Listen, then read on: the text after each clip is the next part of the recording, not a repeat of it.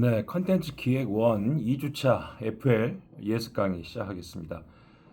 이번 주는 이제 본격적으로 수업을 시작하면서 컨텐츠의 이론과 개념들에 대한 이해가 기본적으로 우리가 사례를 통해서 공유하기 시작하는 시간입니다. 그래서 선생님이 이제 그 앞으로 2주부터 계속 올리는 지평 캠퍼스의 그 참고해야 될 PPT는 작년도 2024년도 1학기에 여러분 선배들 강의 중에서 매주로 이렇게 발표한 학생 중에 가장 원활한 토론과 좋은 성과를 낸 강의를 선별해서 올리고 있습니다. 개인 정보를 제외하기 위해서 표지는 제가 없앴습니다. 그래서 목차부터 돼 있으니까 선배들이 이렇게 좋은 사례들을 찾아봤구나 하고 참고해 주시기 바라고요. 일단 2주차는 컨텐츠에 대한 우리가 막연히 가지고 있는 고정관념이 있죠. 스테레오타입이라고 그러죠. 이런 고정관념을 좀 바꾸고, 그럼 내가 지금 만들고 내가 기획하고자 하는 컨텐츠는 어떤 기능을 하게 될 것인가, 또 사람들은 왜 그런 컨텐츠를 볼 것인가에 대해서 고민을 시작하는 시간이 되겠습니다. 발표자는 지정으로 3명이 발표자가 되어 있지만 3명 이외에 나머지 33명, 36명이니까 우리가 33명한테 질문과 토론을 요구할 것이고, 여러분도 그 준비를 충분히 해 오시기 바랍니다. 그래서 지정 발표자들은 발표를 준비하는 PPT를 강의가 있는 월요일 전날, 일요일날 밤 12시 자정까지 단톡방에 올려주면 되고, 그 올려주는 순서대로 제가 발표를 할 수 있도록 하겠습니다. 거로 월요일 강의 전에 올라온 단톡방에 여러분들 학생 친구들이 만들어낸 PPT를 참고하시고, 각각의 PPT에서 추가적인 질문이 필요한 사항과 또 여러분이 개인 의견으로 보완하고 싶은 사항도 있으면 메모하셨다가 수업 시간에 아주 적극적으로 토론과 질문에 참여해 주시면 감사하겠습니다. 자, 2주차 주제는 총 5가지 제가 선생님이 얘기를 했죠. 자, 가장 중요한 거는 이슈 파이팅입니다. 컨텐츠가 어떻게 이슈를 만들 것인가, 컨텐츠가 어떻게 이슈를 만들 것인가. 그 이슈가 결론적으로는 사람들의 호기심을 자극하고, 그 호기심 자체가 사람들을 하여금 그 작품 컨텐츠를 볼 수 있는 명분을 만들어내고, 그 명분에 대한 공감이 되면 입소문을 통해서 사람들에게 추천을 하게 되고 적극적으로 평가를 하게 됩니다. 그게 팬덤을 형성하게 되죠. 그 팬덤이 IP에 대한 가치를 만들게 됩니다. 이게 일종의 역사 속에서 반복적으로 고착화되다 보니까 결국은 어떤 이슈를 만드는 컨텐츠냐에 따라서 결론적으로 팬덤이 더 쉽게 형성되고 더 장기화될 수 있다는 걸 의미하죠. 근데 또 반대로 그 이슈 파이팅이라는 목적 자체가 와전되거나 과장되면 결국 컨텐츠가 만들어낸 몇 가지의 속성들이 사람들로 하여금 왜곡된 정보를 믿게 하는 알고리즘을 만들게도 됩니다. 트럼프 대통령 선거 과정에서 트럼프 일대기가 영화로 나온 적이 있지요. 아주 부정적인 이미지를 전달했습니다. 많은 반 트럼프 사람들이 영화를 많이 봤다고는 하지만 트럼프 대통령이 됐습니다. 결국 이슈 파이팅이라는 이야기가 이슈를 만들기도 하지만 역이슈적 기능을 하기도 한다라는 걸 여러분이 명심해야 됩니다. 그래서 어떻게 이슈를 만들 것인가는 2가지가 있죠. 하나는 지금의 트렌드와 지금의 이슈를 만들 수 있는 상황이 어떤 것인가에 대한 면밀한 분석과 그거를 통해서 새로운 이슈를 던질 수 있는 방향성을 정확히 제시할 수 있느냐라는 이슈가 있고, 아니면 다 아는 이슈를 자기 스스로가 더 재생산하기 위해서 만든 이슈, 이렇게 2가지로 만들어낼 수가 있습니다. 각각의 역할과 기능이 있다고 봅니다. 최근에도 우리 쪽에서 만들어지는 다양한 컨텐츠 중에서 그 여러 가지 진보적 방향과 또는 보수적 방향이 있다면 두 방향 내에서 각각의 방향성을 명확하게 자리매김한 컨텐츠들이 영화에 개봉되고 있습니다. 과연 그 영화들이 어떤 기능을 할지는 아무도 모릅니다. 되려 그 일종의 보수나 진보에 대한 사람들 더 결집시키는 역할도 하지만 기존에 있는 중도층을 와해시키는 경향도 있을 수 있다는 거죠. 결국 우리가 만드는 컨텐츠의 이슈 파이팅이라는 목적과 기능이 어느 방향으로 흘러갈지는 아무도 모른다는 겁니다. 근데 그걸 어떻게 흘러가게끔 하느냐라는 주도적인 파워는 좋은 스토리, 사람들이 공감할 수 있는 연출, 그리고 스타 시스템을 통한 연기력이겠죠. 그런 것들이 만들어지면서 사실 사람들이 이슈에 동의하게 된다는 것입니다.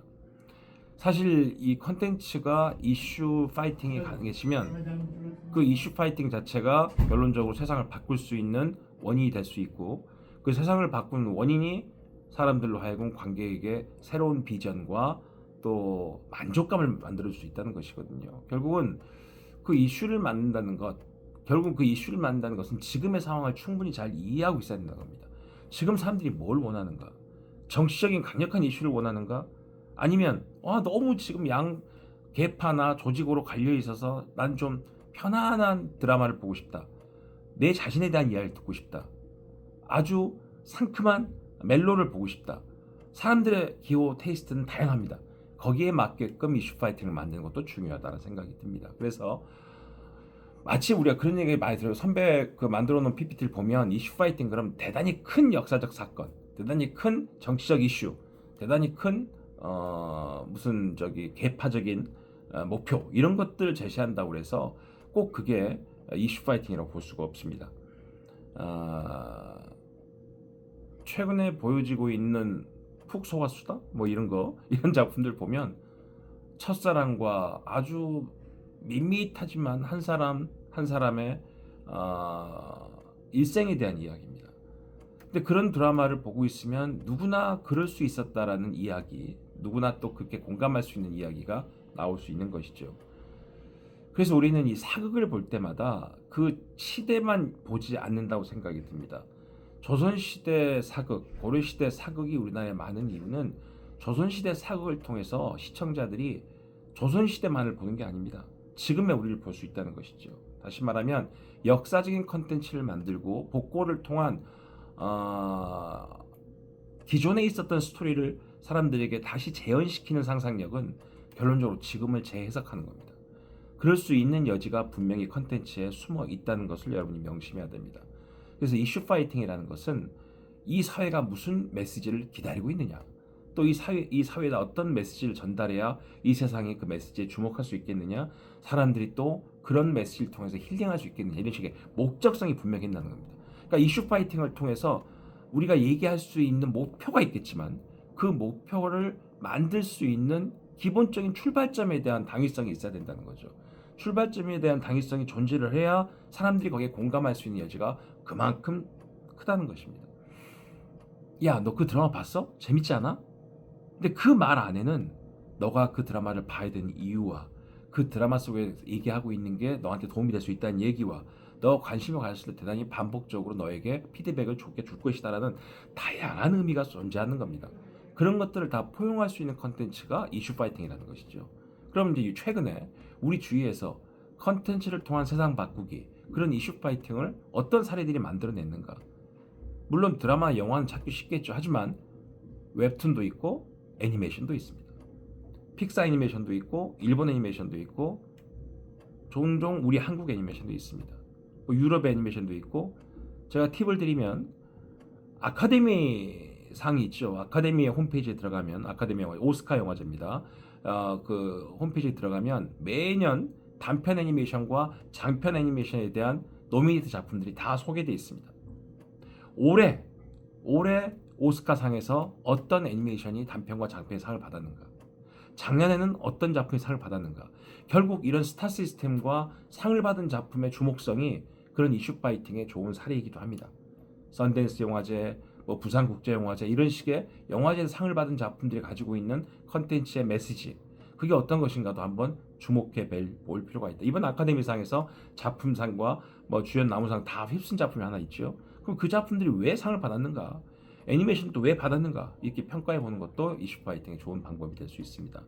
제가 지금 방금 드린 팁은 올해 발표를 위해, 토론을 위해서만 볼 게 아니라 여러분들이 앞으로 세상을 살면서 매년 확인해 봐야 될 겁니다. 어떤 사람들은 수능 시험 문제 나오면 30, 40살, 50살 넘었을 때 매번 풀어본다며 내 머릿속에 영어가 남아있나, 내 머릿속에 수학적 능력이 남아있나 한번 체크해 보려고 시험 본다는데, 솔직히 선생님도 이해를 못하겠습니다. 되게 얄궂지요. 왜 그런 짓을 하는지 모르겠지만, 그렇게 하는 행위 자체가 스스로를 확인하는 행위인 것처럼 시상식에 대한 평가들, 성과들을 매번 확인하는 것도 여러분들이 내가 지금 알고 있는 트렌드를 난 잘 따라가고 있구나, 와, 나는 지금 트렌드랑 완전 이격돼서 딴생하고 있구나, 이런 것들을 확인할 수 있는 기회가 된다. 그렇게 명심해 주시고, 이슈 파이팅에 대해서 또 그것들이 왜 생겼고 세상을 어떻게 바꿀 수 있는 동력이 되는지를 한번 분석해 보시기 바랍니다. 이게 첫 번째 연구 문제였습니다.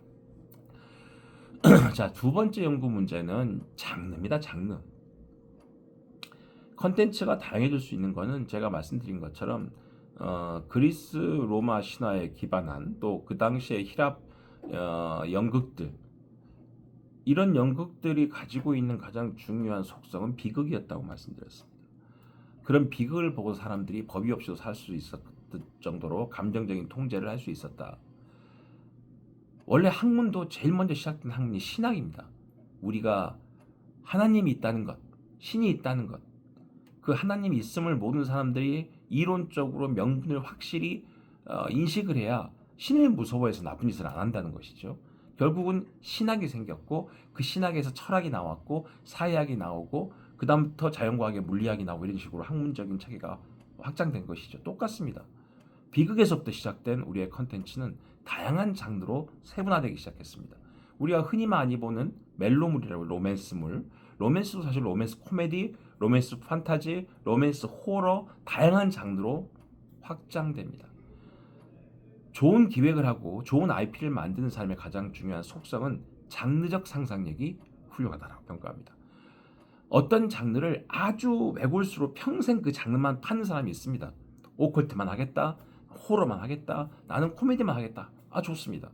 그런데 문제는 그 본인이 하고 있는 장르에 대한 오리지널리티가 있어야 된다는 거지.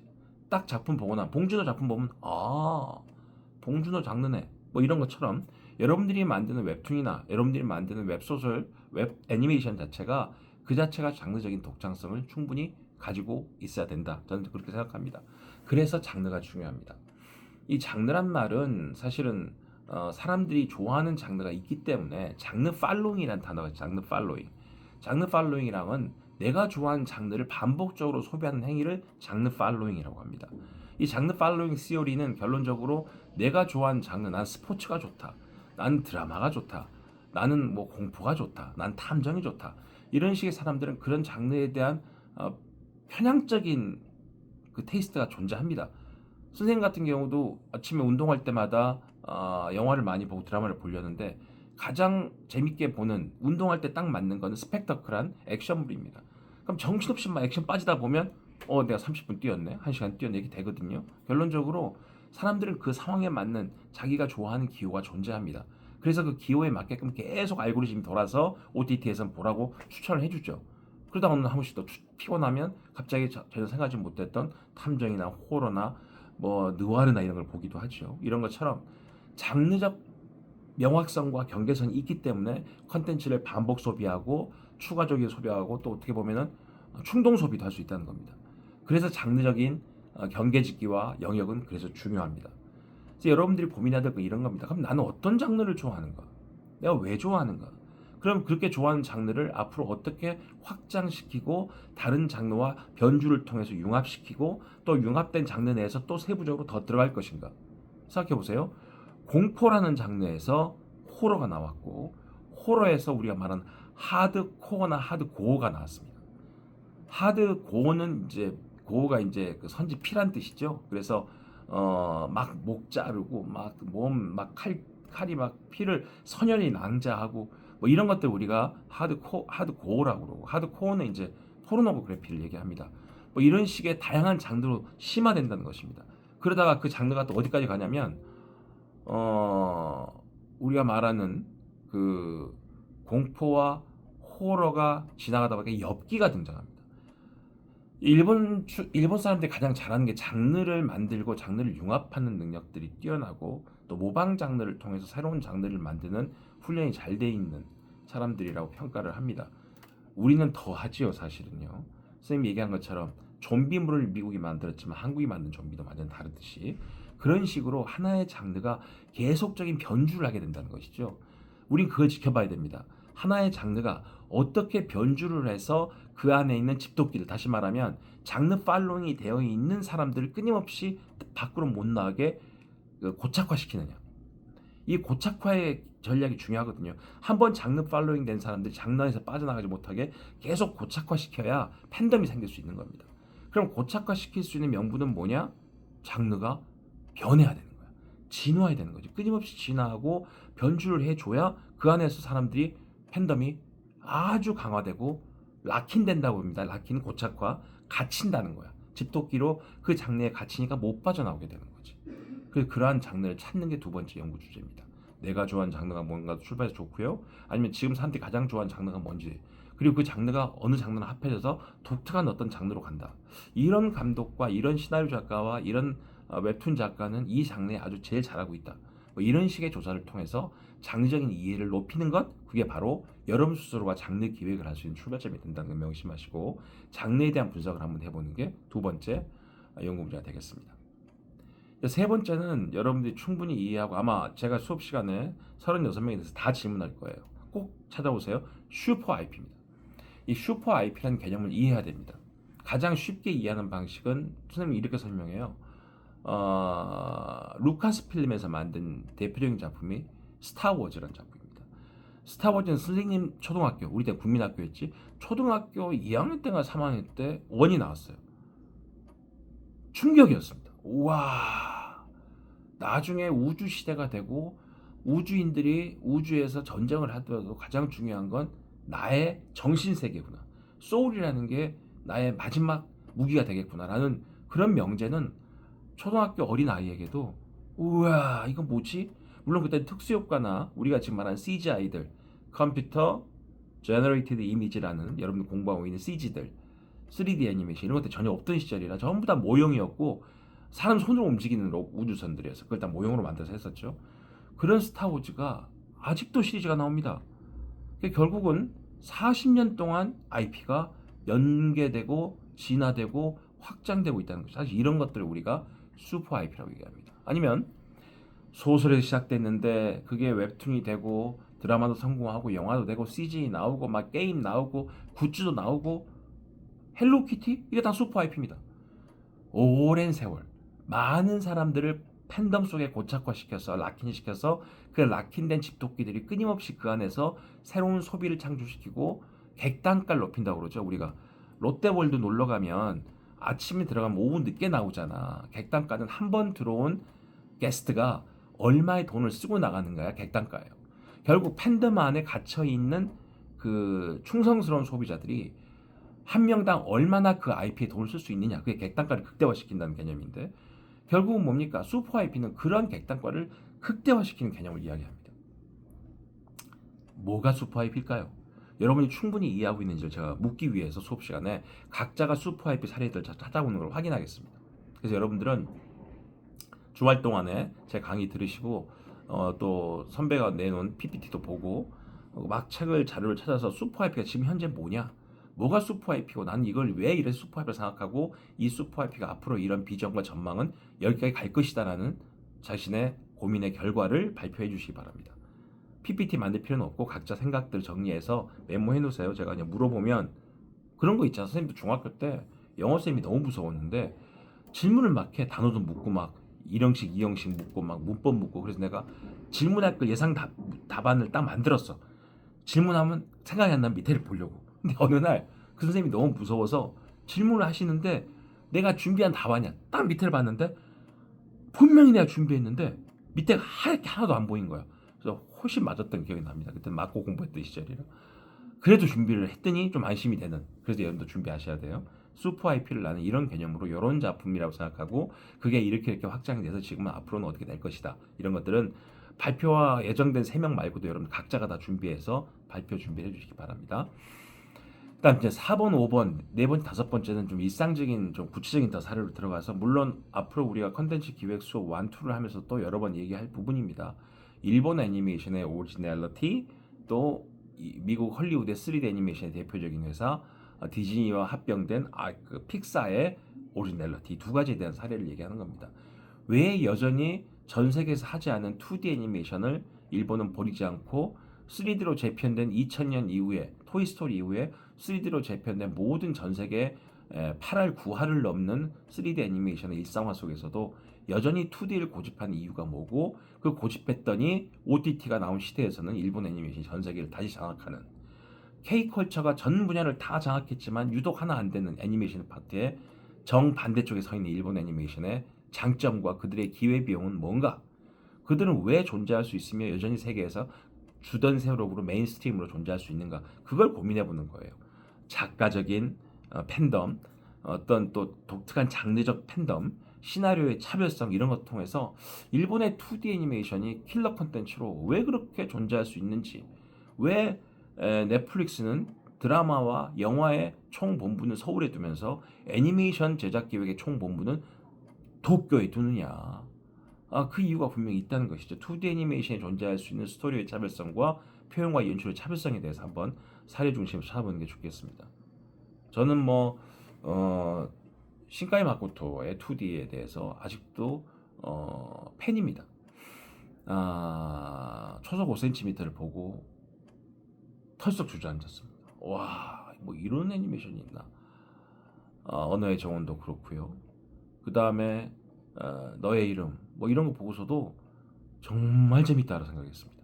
근데 2D가 주는 그 충격적인 효과가 3D보다 분명히 있다는 걸 저에게 인지시켜준 사람이 신카이 마코토거든요. 그런 것처럼 여러분도 그런 감흥이 있을 거예요. 어떤 작가에 대해서 미야자키 하야오도 그렇고 어떤 작가의 2D에 대해서 내가 그 장르에 대해서 환호하고 그럴 수 있다라고 긍정적으로 평가했다. 이런 것들을 한번 2D 애니메이션의 오리지널리티를 찾아보시기 바라는 게 네 번째. 다섯 번째는 이제 디즈니 픽사가 월트 디즈니가 가지고 있던 2D 애니메이션 버전을 완전히 전환시키면서 토이스토리부터 3D의 성공 사례를 만들어내고 현재까지도 픽사와 디즈니가 합병되면서 디즈니 스튜디오의 특성과 픽사의 특성은 좀 다르죠. 하지만 픽사만이 가지고 있는 문제의식은 분명히 있다는 것입니다. 제가 늘 애니메이션 기획을 할 때 얘기합니다. 실사로 만들 수 있는 거는 굳이 애니메이션을 만들지 말자. 3D와 특수효과와 VFX 다 해서 실사로 충분히 표현할 수 있다면 굳이 애니메이션을 만들 이유가 없다. 근데 애니메이션 하는 이유는 뭐냐? 실사보다 더 강력한 판타지가 있다는 겁니다. 사람들이 믿을 수 있는 긍정적인 에너지가 있다는 겁니다. 그걸 어떻게 만들어낼 것이냐? 픽사는 그거를 우리에게 매회를 통해서, 매작품을 통해서 검증해내고 보여줍니다. 결국 지금 픽사가 보여주고 있는 컨텐츠의 차별성은 뭐냐? 지금 네 번째, 다섯 번째 토론 주제는 그거예요. 그 컨텐츠의 차별성을 만드는 회사의 DNA가 뭐냐는 거야. 일본이 만들어내는 일본 2D 애니메이션의 DNA와 픽사가 만들어낸 3D 애니메이션 DNA가 뭐냐는 거야. 그런 것들을 사실은 애니메이션 전공한 사람들이 내 DNA로 이해를 하고 있어야지 자신의 독창적인 DNA가 나온다는 것이죠. 그래서 그런 것들을 한번 쭉 고민해 보셔서 사례를 가지고 같이 토론해 볼 수 있도록 하고 발표 예정자 3명은 거기에 대해서 본인이 독특하게 이야기를 해야 되는데 일단 이번에 3명에 대해서는 다섯 가지 주제에 대해서 각자 발표를 다 준비하도록 하고요. 이게 선착순으로 제가 얘기하는 게 뭐냐면 이게 아무리 머리 써도 늘 얘기한 것처럼 생각이 다 비슷합니다. 그래서 일요일날 밤 12시까지 자기를 업로드를 시키다 보면 두 번째, 세 번째로 업로드 하다 보면 앞에 제일 먼저 올라온 친구가 너무 많은 사례를 발표해버려. 자기는 할 게 없는 거야. 이런 식의 문제가 발생할 수 있습니다. 그래서 먼저 올려야 되는 거야. 빨리 올려야 그 발표에 대한 결과물은 자기가 갖고 두 번째, 세 번째 발표한 사람은 앞이 발표했던 내용은 패스합니다. 동일한 내용은. 그러니까 더 빨리 올릴 수 있도록 하고 더 독창적인 이야기를 찾아봐야 돼. 누구나 아는 이야기는 36명 우리 모두가 다 아는 이야기는 사실 발표할 내용이 아니야. 그 사람들이 친구들이 모를 거야. 교수님도 이 사례는 모를 거야. 그런 것들을 컬렉션해 와야 돼. 그게 발표자가 하는 공익적 행위입니다. 우리가 공부를 하는 행위는 공부를 해서 남 주기 위해서 하는 거예요.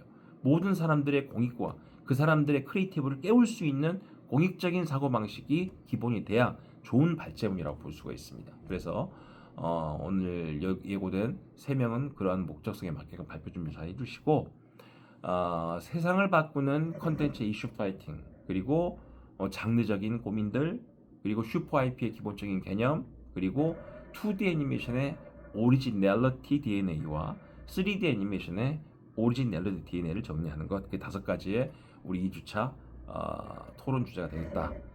그리고 모두 36명 모두 슈퍼 IP에 대한 사례와 비전에 대한 고민은 다 해가지고 올 것 이렇게 컨텐츠 기획원 2주차 강의가 곧 시작될 예정이니까 지평 캠퍼스는 꼭 들어가 주세요.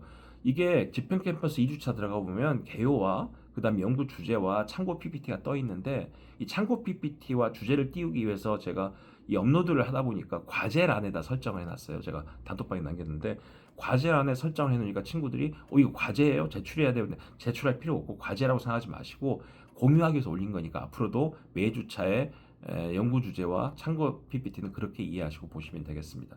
뭐 마감 시간도 없고요. 그냥 수업 시간에서 발표하면 되는 거니까 이렇게 매주 선생님이 올려주는 예습 동영상 보고 고민하고 공부해서 월요일날 만나면 토론하는 걸 반복하도록 하겠습니다. 2주차 FL 예습 강의 마치겠습니다. 수고하셨습니다.